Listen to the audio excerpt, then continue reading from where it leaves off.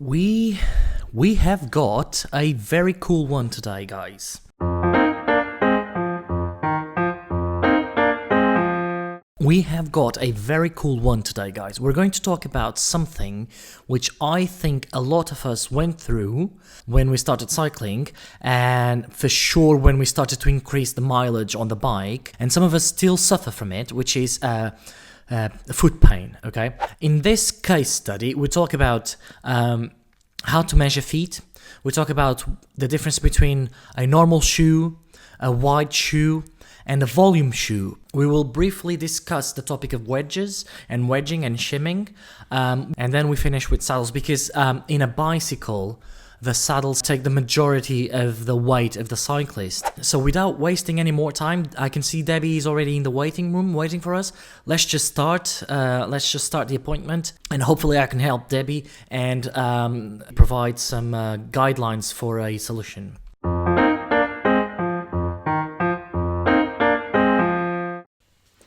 And I'm gonna admit Debbie. Debbie. Hello? Hello? Hello. Can you hear me? It's always the first question, isn't it? I can hear you. Yes. Whoops, my camera slipped down. Hi, Debbie. Nice to meet you. Hiya. Hello, nice to meet you too.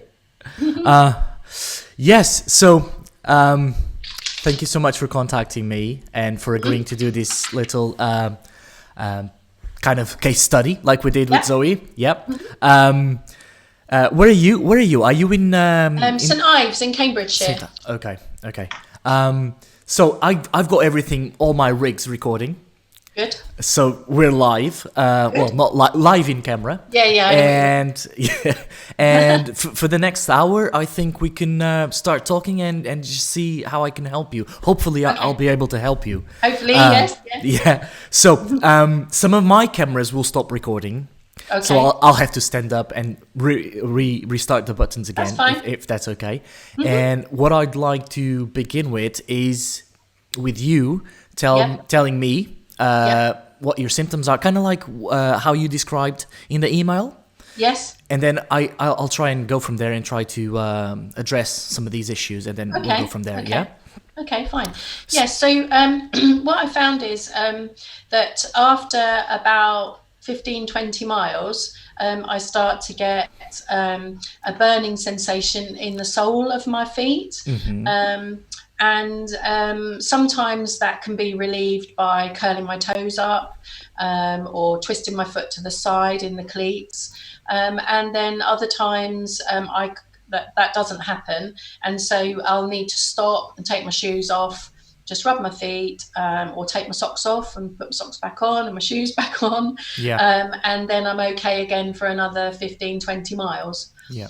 It does seem a bit worse, maybe if I'm tireder, or if there's been a bit more climbing or a bit more resistance. Mm-hmm. So I've thought a bit about whether I'm putting a lot more pressure on the balls of my feet. Mm-hmm. I've tried various things like kind of like a shuffle, so kind of pushing my foot forward and pushing it back.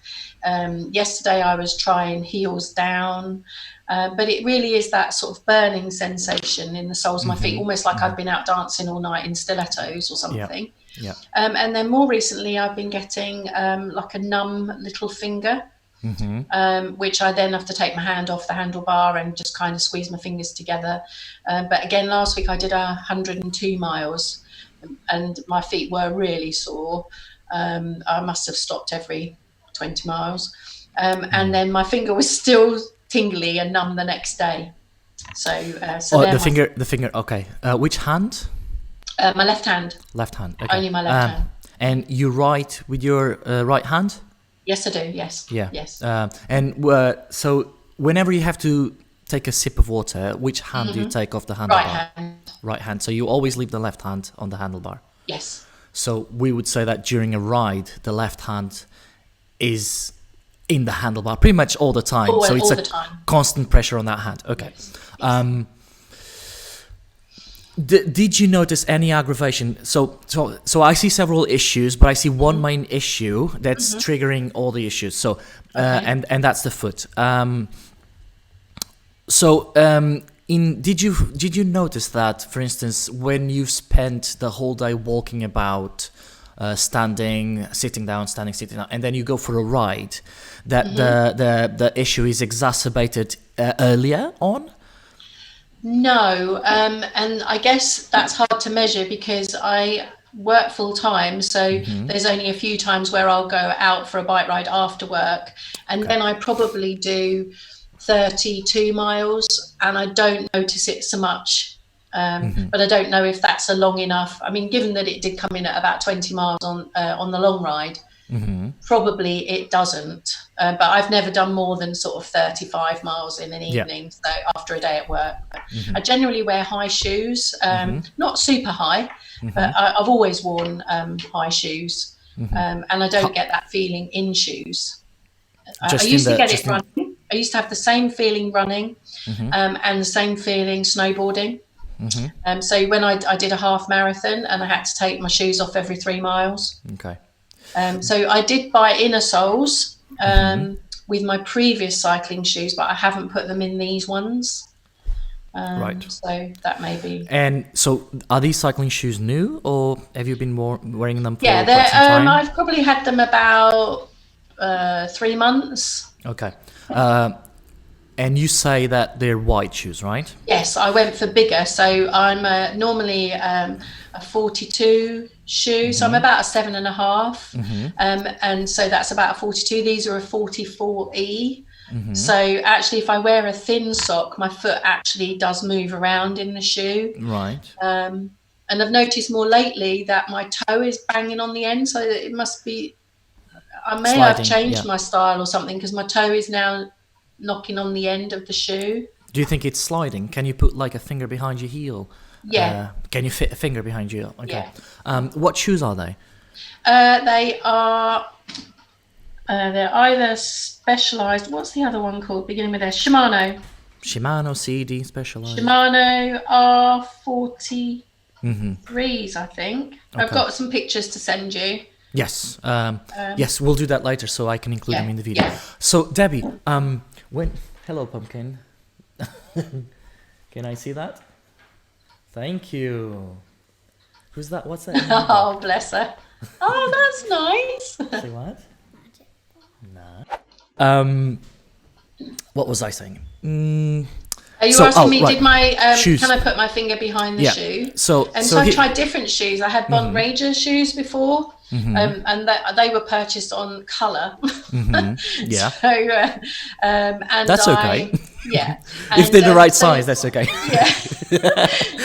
So I bought a smaller one to begin with, and then a bigger one. And I've been cycling. We've got a house in Spain, so I've been cycling in Spain a bit. And so I went bigger there because your feet swell. So yeah. So, okay, several things to address. Before we go into the symptoms, before we go into clinical evaluation and what to do. I want to clarify that going big. I didn't understand if you went bigger or if you went wider, because going I went bigger and wider. Bigger and wider. Okay. Because as far as I know, and I might be wrong because I've been proven wrong in the past. As far as I know, Shimano does not have a true wide shoe. So by true wide, I mean they make a wide last. Right. From which they build the shoe. Okay.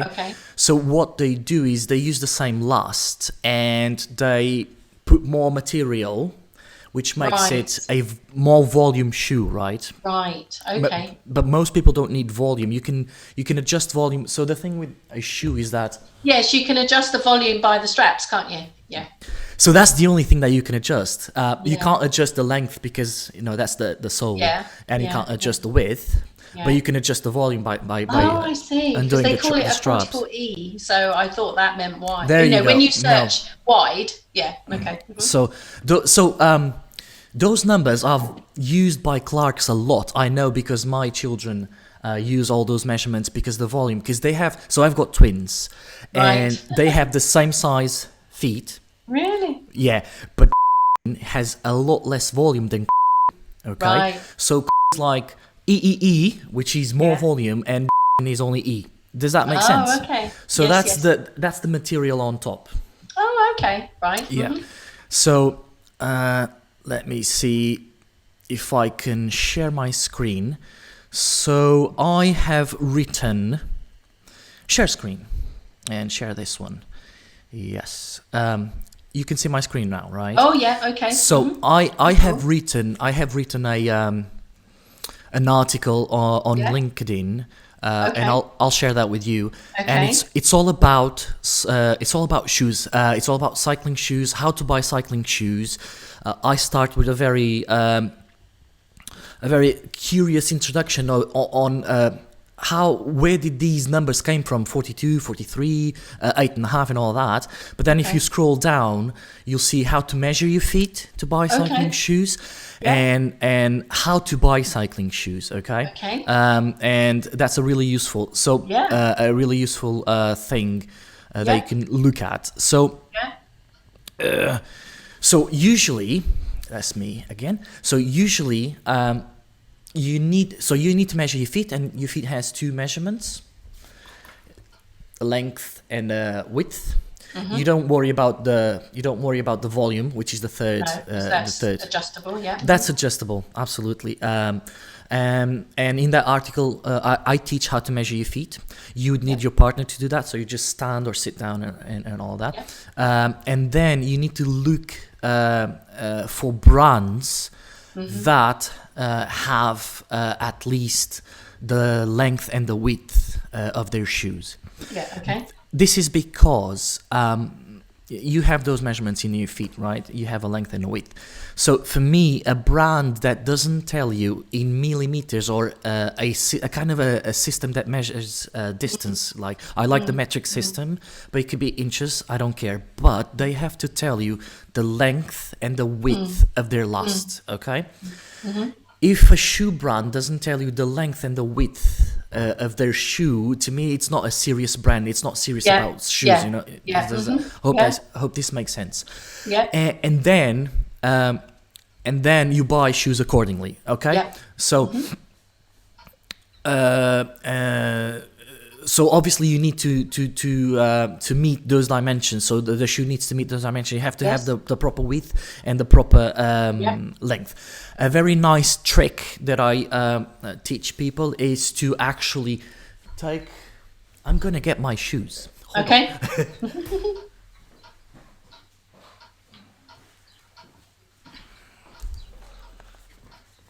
So these are my Shimano shoes. These are my Shimano shoes. Okay. Yeah. So a very nice trick is you just remove the insole that came with the shoe. Yeah. Okay. And we know that the insole has been cut in a way, okay, that the edges of the insole are actually the boundaries of the shoe, right? Yeah. So they're actually these boundaries here. Yes. So if you put the insole inside the shoe, this is the wall of the shoe, right? Yeah. We're sure about that. Take this, put it on the floor, stand up on it. Yeah. Okay. Put your heel, align your heel with the heel, and just stand up on it, and then and just look at your foot in the insole. And this what you're trying to look at is, are there any toes outside the insole? Yeah. Okay. If there are, you know that when you put your foot in the shoe, you know that is going to compress your foot. Yes. Right. And this is a really nice trick for when you go on, shoe shopping, running shoes, whatever. Just take the insole out, put it on the floor, stand up on the insole, and then you see immediately, without asking, sense, doesn't it? without asking anyone, you immediately see, ooh, I've got my pinky toe, it's coming out, or I've got big squish in the shoe that's usually stiff, because then you can't feel. You can't feel it anyway, can you? Yeah, absolutely. So either you have a running shoe that doesn't have leather and it's very accommodating, and that's okay or you actually buy a white shoe. That I like to buy white shoes, or shoes that can accommodate the whole of my foot. So this is a really nice trick that you can do, even if you're going and buy running shoes or whatever. You can immediately see if you have the first metatarsal if head there's or something, the fifth metatarsal head, you can immediately see. Another thing that you can usually see is that the inside of the shoe, the inside of the foot is really well placed here, but then on the outside of the foot, you've got your foot is way off of the insole. So you already know that is potentially a limiting factor for buying that shoe, because we know once you put the insole in, we know that the insole you're is the limit. confined to that. Precisely. Okay. Yeah, that's a good idea. Yep. Yeah. So this is a really nice trick. You don't need to ask anyone what's the width of this shoe or whatever. Just take the insole out. So to me, there are several brands of cycling shoes that make wide shoes, but we don't know if you have wide feet and if you need wide shoes or not. What we know at the moment is that you have tingling, loss of sensation. So these are called neuralgias, right? And which are caused by, so these are called interdigital neuralgias. And actually, the incidence of neuralgias of pain and loss of sensation in the feet are 4 times higher in women than in men. And they are much more common between the ages of 40 and 60. Okay. I don't know your age, but I'll leave it at that. I don't know how Will it go old. when I'm 61? Yes. Good. Probably. The thing is, Just a year to go then. because when you're 61, you're less likely to wear really high heel shoes. Yeah. So the heel is proportional to your age, right? So the thing with high heels is that the center of mass is going to go towards the Look, I'll show you my foot. Aha. Oh, okay. So when you wear high heels, the center of mass is going to go all the way towards the met heads here, the first near the phalanges. Okay, so and perhaps this is why the incidence is almost as half as higher in women than in men. Okay, so let's move forward to to your symptoms. Okay. So, as you described, you get relief from removing any type of footwear, really. When you remove your footwear and you massage, you get relief. That's a good sign. That's an indication. There are several nerves. Well, there are 2 nerves, but then they spread out. That go in the plantar surface of your foot. So you know that the inside we call it medial, and the outside we call it lateral. So we have a medial plantar nerve and a lateral plantar nerve, and they innervate. So the medial plantar nerve will innervate the first, second, third, and half of the fourth, and the lateral plantar nerve will innervate the other half and the fifth. I think it's something like that. Where do you lose sensation? More on the So the big toe is the first? No, more on. I was just going to point to the screen then. So more on the little toe. This one. In the fourth one in. Yeah, that one. Around there is the worst. So do you think it's around the third and the fourth? Yes. So okay. So this is all pointing towards something, and you need to pursue it. Okay, you need to look further into this. Okay, so have you ever heard of something called Morton's Neuroma? Yep. Okay, and I'm sure you've looked it up, right? Yep. Okay, good. So this Morton's Neuroma, it's got a very ugly name, but it's just thickening of the nerve tissue. Okay, it's really nothing serious. But it causes pain, and in general, it decreases your quality of life. Okay, so we want to get rid of that. There are several stages to this, and it usually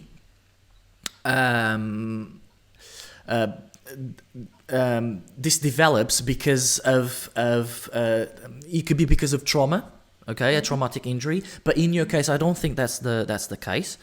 But it can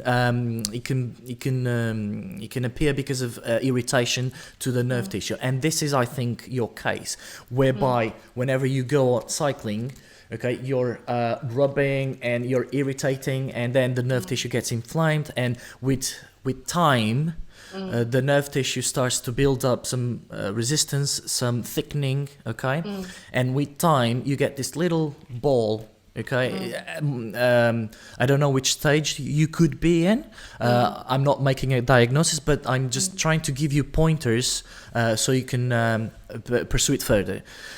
Sometimes you could feel like if you stand up, you can feel like you have a little pebble on your foot, and it's just a little thickening of the nerve tissue. So there's and other symptoms that can occur with this thickening of the nerve tissue is paresthesia. Paresthesia is just tingling, loss of sensation, okay, and this is something that we experience day in, day out with multiple parts of our body. Sometimes I fall asleep on my arms, and then my arm goes I can't feel my arm, and sometimes I can't feel my face if I fall asleep.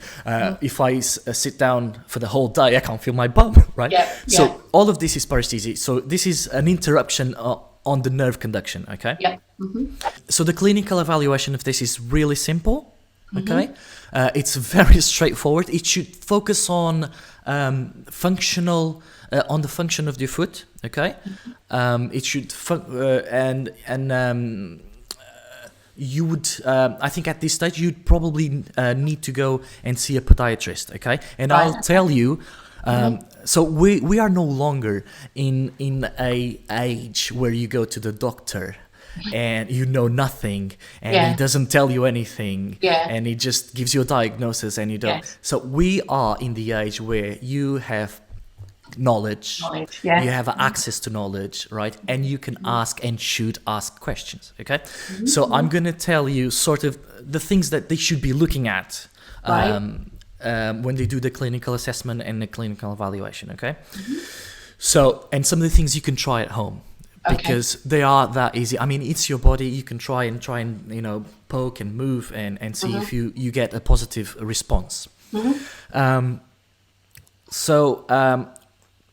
But you'd have to do it with a partner, just because the foot is so far away from from your hands. I mean, I can't touch my feet, and to do a clinical evaluation on my feet would be really hard for me.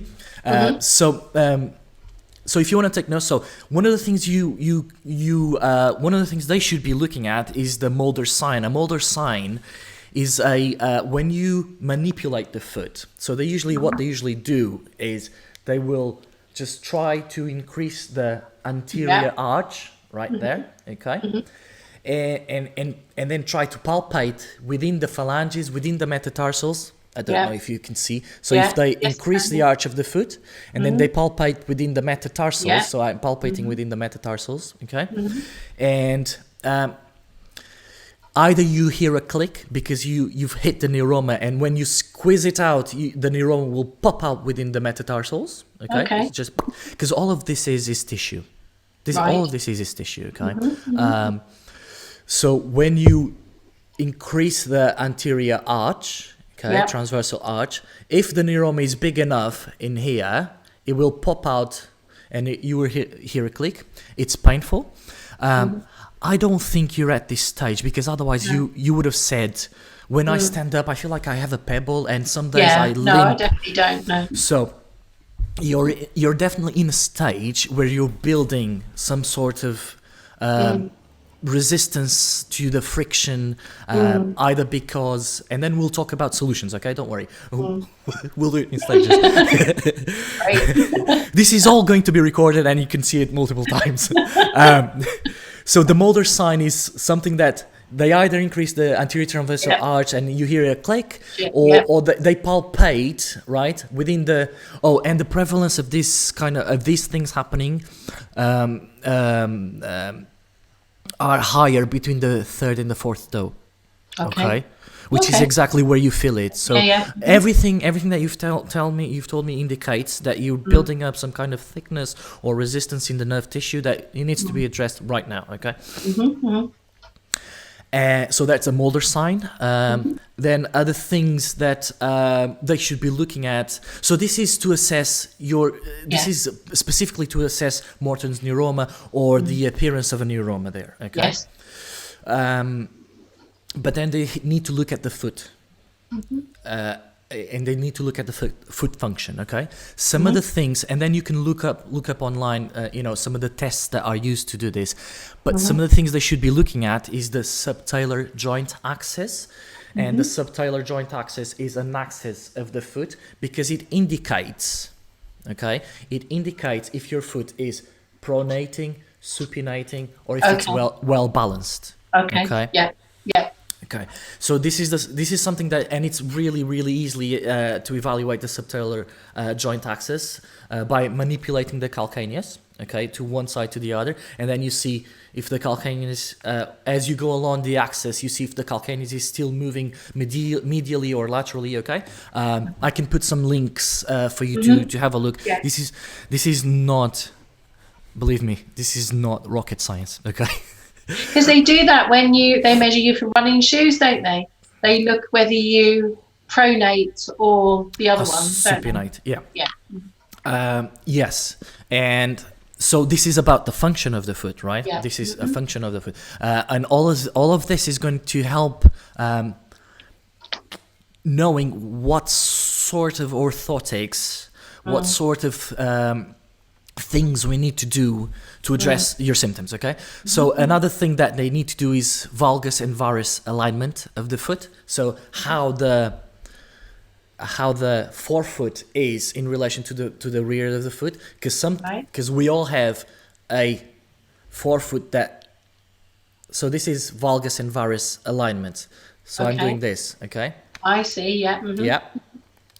I had my hands in the front, and we all have this forefoot to rear foot alignment or misalignment. Okay. And what this does is, you can imagine if you have a foot that is more like that, then you have increased pressure on this side. Pressure on that because side. the contact is higher on this side, and if you have it the other way around, you have more contact with the pinky toe, right? So you'll have more pressure. So the idea here is always to bear in mind the equation pressure and force and area, and we know that pressure works in a inverse relation to area. So what I usually say is, if you step on someone with a high heel shoe, it will hurt. Yes. But if you yourself step on someone with a trainer or a running shoe, it will hurt less, and that is because the contact area. Okay, so less contact area, a lot of pressure. So what we want to do is actually spread that contact area, increase the contact area. So if you have some kind of condition or some kind of asymmetry between the forefoot or the rear foot, that is actually increasing the pressure here. Okay, then we need to address that by placing things here to elevate the ground so you can meet them, so you can then distribute the pressure. Okay, the thing about podiatry is that you can't just buy something, and fit it, and it will help you. You can't do that. Because the body is extremely complex, and the body is extremely clever, And so, for instance, right now I'd like to talk about these things, So you know these things. They're the cleat. Wedges, yeah. Yeah. So these things, I'll have a bunch of them. So cleat wedges are. So let me show you. You see that?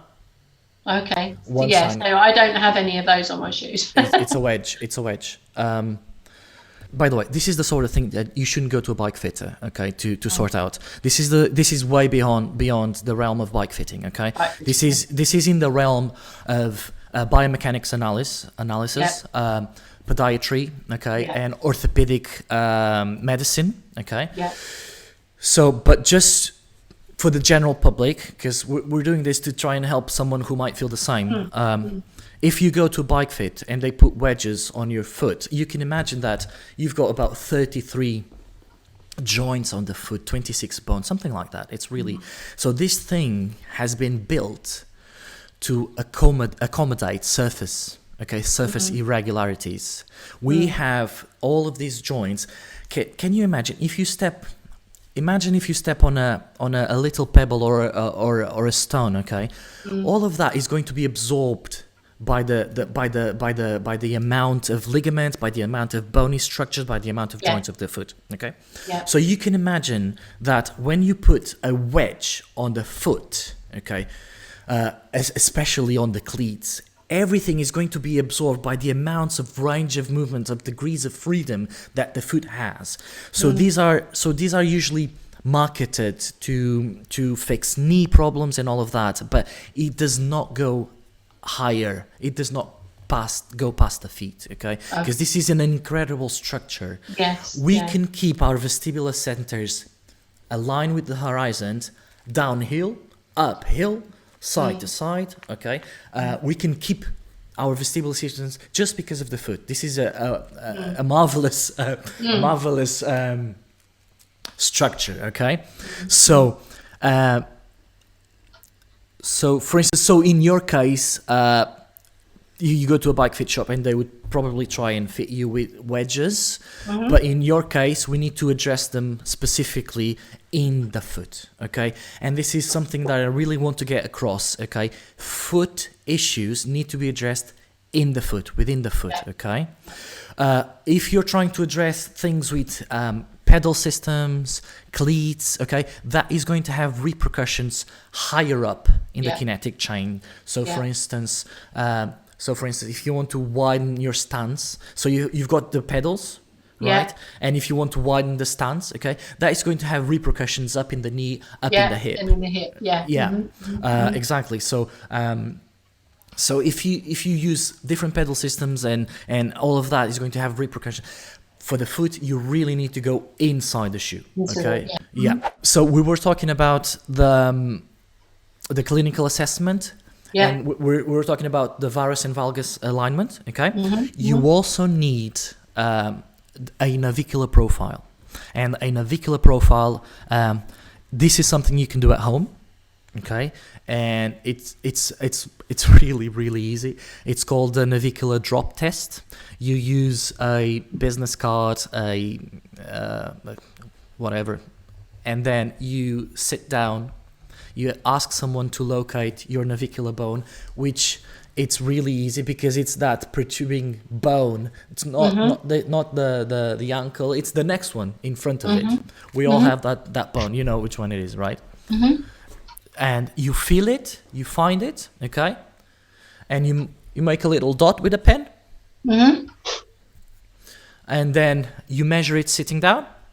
You put a card. I'll get a card. Yeah, there we go.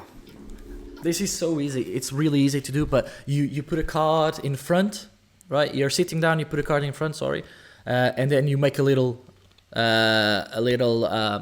trace with a pen. Okay, you stand up, you put the same card, you see how much it dropped. Okay. How much the arch dropped, and then what we're interested here, and that not many people realize, we want two things from this test. Okay, we want to measure the height of your arch from the floor to that little bone, and that is a number, right? And we want to measure the height when you're standing up. So you have three measurements. You have the height of the arch sitting down, the height of the arch standing, and then you'll have the difference of the two, and that's your drop. That's your navicular drop. Why is this important? Because you can imagine, for instance, and people sometimes just measure the navicular drop, okay? And then they say, you don't drop much, you've got a very strong foot, right? Or they say, ooh, you drop a lot, you've got flat feet, okay? But we forget that for you to have an orthotic device that has an arch, okay, we need to know how high that arch is. And then we need to think about the function, okay? Everything that you do in life, really, it's about function, how you function. So for instance, So for instance, I'll go grab some insoles to show you, okay?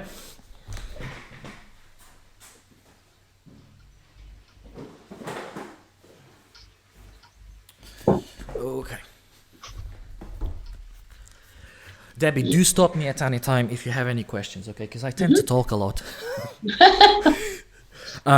So, I've got some insoles here.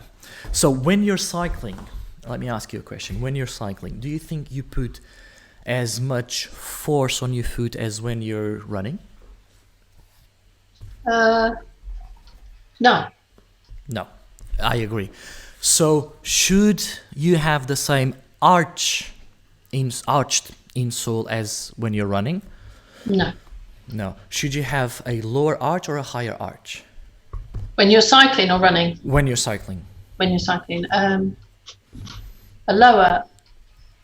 Think about it. No, a higher arch. A higher arch because your drop is less, right? Yeah. So this is a fixed arch insole, right? It's got this arch. 3 pluses means, is it the highest one? Yeah, 3 pluses is the highest one. I think there's 1 plus, 2 pluses, and 3 pluses, depending on the height. So they have 3 different heights, and you choose the one depending on your navicular profile.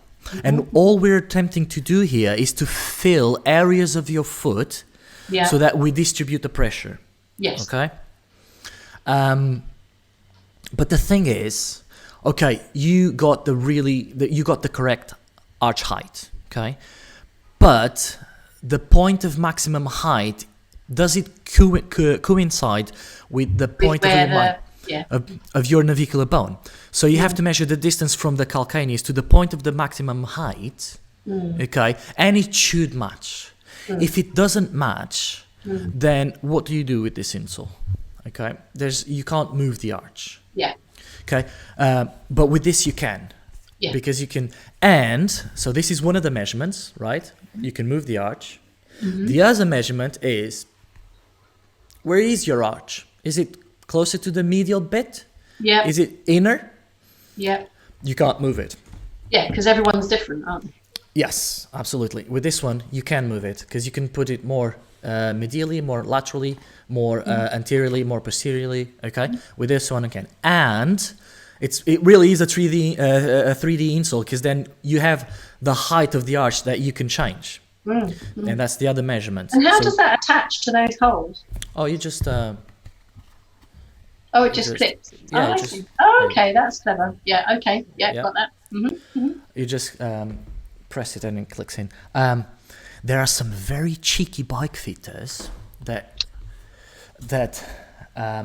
sell these insoles, right? They measure the arch and they give you the insole with one arch piece already in the shoe, right? And then they keep the other arches and then they say, in 6 months' time, you can come back and I'll give you a free arch piece. I'll just replace it for free. But when you buy these insoles, all of this is yours. I'm adamant to get this through because what I do with my insoles is I have a higher arch for cycling, but when I go running, the impact is higher, so I replace the arch for a lower arch. Right, okay. So you use them in different shoes. Okay. I use arches differently. Now, if the bike fitter keeps the arch in order to get you back in 6 months for a free arch replacement, you can't do that. Okay. Yeah. So make sure that if you go to a bike fitter to buy G8 insoles, you get the box. It comes with a bag as well, a little bag to keep the arches in your socks drawer. Not your glove. No. So we were talking about the navicular profile that the podiatrist should do.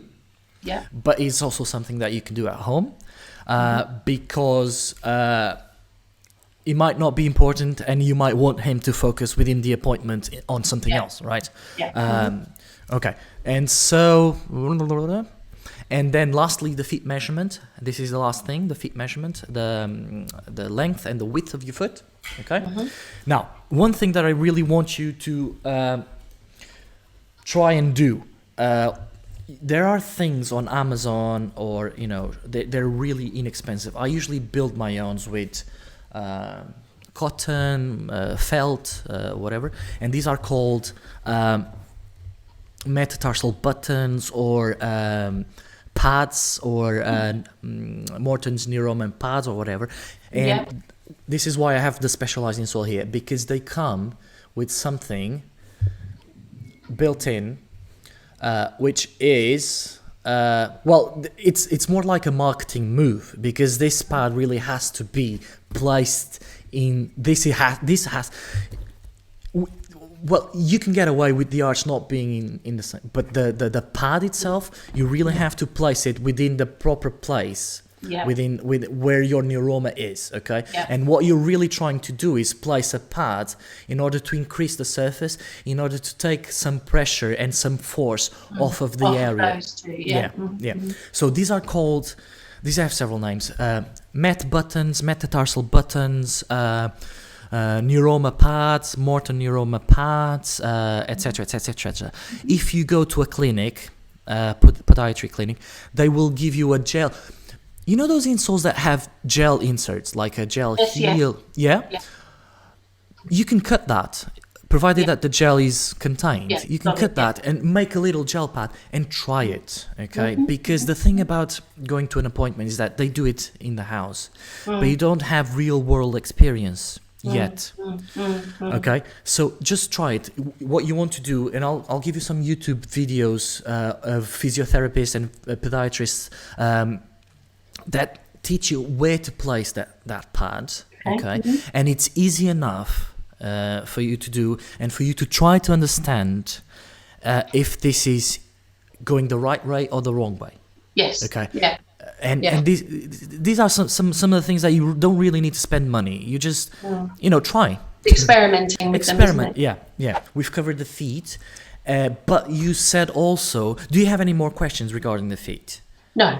Okay. Well, only wondering whether my position on the bike is causing it more, kind of thing, and the type of saddle. Is it, if it's a forward saddle or a, Okay, so I think that the problem on your feet, the problem on your hands, is because of the feet. Okay, because as you try to relieve pressure, because it's a painful thing, you perhaps unconsciously are trying to put more pressure in the hands to take that weight off of the. So regarding the saddle can potentiate, increase the problem on the feet, because if you have the wrong saddle, okay, you're putting more pressure on the feet, more force goes down to the pedals in order to relieve pressure on the saddle. Okay, so tell me about your saddle, because you said in the email that you changed saddle and now your feet are worse. Well, is that it? Yes, I do. So I've got an aero bike, and so it came with a forward saddle. I've got the saddle that it came with, and for some time. Do you remember the type of saddle or the brand? No, I don't. It's a giant bike. It's a lift bike, so it's a saddle that comes with that. So I'd need just a general long nosed saddle. Yeah. Okay. So here's the thing about saddles and why they might potentiate your feet problem. The saddle takes about, I don't know, I'm just guesstimating, but I would say 95% of your weight, 99% of your weight as you cycle. Okay? If it hurts, if you're not comfortable in the saddle, you're going to find strategies to remove that weight from the saddle, right? One of those strategies is to put more weight or more force on the pedals, which will then exacerbate the symptoms that you're feeling, okay? So you really need to find a saddle that suits you, okay? And there's no better way than trying saddles, okay? What is the problem with your current saddle? What kind of things? Tell me about what you feel and what you don't like. So my current saddle, which was the original, I've now gone back to that one. So what I thought was wrong with that was I thought it was throwing me too far forward. So I thought that that's what was causing the pain on my feet and my fingers. So then I thought, okay, well maybe if I sit more upright, I'll take more weight on the saddle, and I'll put less weight on my feet, so my feet will hurt less. That was the logic, but it didn't. So now I've put my original saddle back. Okay. Yes and no. Yes and no. When you tilt the saddle, when the saddle is tilted too far down, you actually use your feet to not fall down, to not slide down. And yes, you're increasing the pressure on your feet when you do that. You're increasing. The thing about feet and cycling is that the pressure on the feet is constant. Okay, it's constant. You're constant applying pressure on the pedal. So those tissues in the plantar surface of the feet are always under pressure. Okay, there's a bit in the cycle where you relieve pressure a little bit, but it's very minute. It's very fast. So when you tilt the saddle down too much, you will move the center of mass of your whole body forward, and it's gonna end up in your hands. Okay, and the same thing you're feeling on the feet, you can have it here. You can have the tingling sensation, loss of sensation on the well, depending on where, but usually on the small finger, on the little toe. Yeah, just because you just interrupt nerve supply there. Okay, and with over time you can develop the same thing as you develop on the foot, the thickening of the nerve tissue, and it's very painful. Okay, so we want a balanced. You don't want to be on the bars where your hands can suffer, where your shoulders can suffer, okay? And you don't want to be all the way back where you put too much pressure on the saddle. So you really need to find a saddle, comfortable saddle, that allows you to be balanced. In the middle, okay? Yes. So I think this concludes. Do you have any questions? Would you like to address any more things? Are you happy with your homework? Yes, yeah. No, so yes, I'm going to see if I can book an appointment with a podiatrist. But meanwhile, I'm going to try and measure the navicular profile. Yeah, the navicular drop. And I'm going to get the inner soles out of my shoes, and just see whether my foot actually fits them or not. Yeah. So Lake shoe brands would be Lake does wide shoe brands. Bond does wide shoe brands, and if you're a color girl, Bond is the brand for you because they've got really nice colors. Okay. They have orange with blue, and they have massive range of really colors. Lovely purple ones from Bond. So I'll have a look at those. So Bond is Carry on. Go ahead. So Bond is a good brand. I don't know if North Wave makes wide shoes. I can have a look.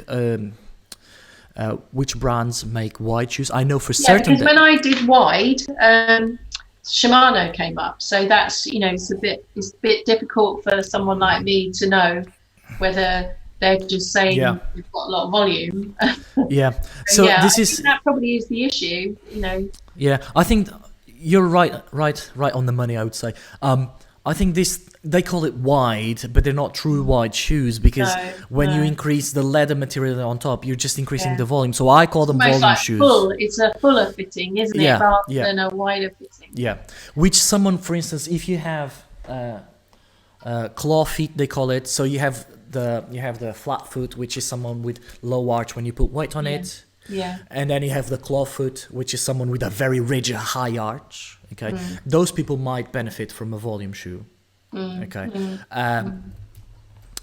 but I think the fact that my foot is moving about in the shoe, that's not a good indication. Showing that it's wrong. And just another thing, just wearing thicker socks, does that help cushion the foot anymore? No, it doesn't make any difference. No, because what you need to do is to add custom surface. Let's call it. You need to cut things to actually put them in the proper place in the foot. For instance, this is your foot, okay? And if you have a problem in the third and fourth right? Putting a thicker sock is not actually just makes the whole foot thick. Yeah, it's not. No, so what you so you need to fill in those gaps. This is so something that you might benefit if you can find a podiatrist with a pressure mapping system where they can actually see you walk, and you can measure the pressure on the feet. And how you distribute the pressure, because the thing is, you can statically measure the navicular drop, but we don't know how you activate your muscles during locomotion. So that's why you really need a functional assessment, and that's a biomechanist or a podiatrist that does functional assessment. Cool. Or this is something I'll have in my lab for next year. Running assessments. Right. Yes. Running assessments, proper biomechanic running assessments can tell you a lot as well. Yeah, I think I just had a basic where you run on a treadmill and they just have an iPad and and they just and they go, oh no, you pronate this way or you don't. It was, and I bought running shoes that way, but. So no, you want pressure force plates to see your contact, and you want pressure. And there's loads. There's loads. No, it's all right. That's really helpful. Thank you so much. Oh, that's good to hear. I was kind of like, this is one of those problems that I really need to be with you, to start looking at you and assess you. So I was a bit. I don't know how I can help, but hopefully I can, give you some information. I think it's definitely made me think about the shoe volume. I just thought by getting a shoe that's got an E on it and buying a bigger size will solve the problem. But actually, as you say, it's the pressure within the foot. Yeah. So, I did get some inner soles from the bike shop when I first bought my shoes from there. So it'd be interesting to see whether they actually really fit or whether I should go to the G8, the ones that you talked about, where you've got the things that can move up and down to fit more of your foot rather than just the fixed one. So there's loads of things to try there, and the saddle idea is a really good one, because after a while you change so many things that you don't know what is the thing that's what's causing it. Something's happened, and it's kind of putting me off longer rides now, because I know I'm going to have to stop at on a 100-mile ride. I'm going to have to stop 5 times. And we're doing London to Paris in September over 3 days. So I don't want to be nervous about going out on my bike. I want it to be. I don't mind my legs being tired, but I don't want my feet to burn, because it's just miserable. That's really helpful. Thank you. And then you can't find the position. It's all right. And then you can't find the position on the bike because you're trying to crunch your toes, and then you can't. Spend your whole time thinking about it. It's just you should be thinking about the air or your speed or. Absolutely. So cycling, it's all about quality of life. And you need to address. Screen's gone off. So you touched on 2 things that I think are incredibly valuable. One, the protocols. And this is what I keep saying. I'm a PhD, so I'm a scientist, but if you have a protocol, if you have a study question and a protocol, and you go and you apply that protocol, the information that you get back is much, much, much more valuable than if you had a ton of technology. So in this case, is you keep everything the same. And you change one variable and you test it, and then you make notes and then you put it back. Change another one, test it, and then put it back. Because what we want to do is control as much as we can. To see the thing that's made the change. So I've got my old saddle back on, because my husband was very good when I got my bike fitted the first time. He did all of the measurements, so he knows how far the tip of the nose is from the stem, and he knows how the saddle and the stem, so it can be back as it was, and then I can try different things, try the look at the inner soles, look for some different shoes, and so from experience, set the saddle angle as you like, but then you can get an app on your phone that has an accelerometer and measures the tilt. If that tilt is down more than 3 degrees, change saddle. Okay. Okay, more than 3 degrees is an indication that all your center of mass is going towards the hands and you're looking for comfort. Yeah. Okay, you're looking to take some pressure off the front of the saddle, off the perineal region. More than 3 degrees, if you have the saddle tilted more than 3 degrees, consider a different saddle. Consider a change. Okay. Absolutely. Thank you so much. Debbie, thank you very much, and do keep me in contact. Tell me about the news, and I hope I was able to help. Yes, you have been. Thank you. It's been really helpful. Thank you very much. Right. Good luck. Bye. Bye. All right. I want to thank Debbie for agreeing to do this case study for us. I think this is a really important issue. I think this is an issue that most of us suffered at some point with, or are still suffering, as we can see from Debbie. And so hopefully you were able to take some information out of this case study. If you think you have an interesting case study that you'd like me to comment on, or if you have a topic that you'd like me to cover, leave a comment down below. Let's open a channel of information. Let's start a discussion, because I think some of the information around the cycling world is a bit misleading and needs clarification. Absolutely needs clarification. Do subscribe to the channel. Turn on the notifications button so you know when more videos are coming out. Don't forget to subscribe to the channel. The channel is all about science and making knowledge accessible. You know that. Ta-ra!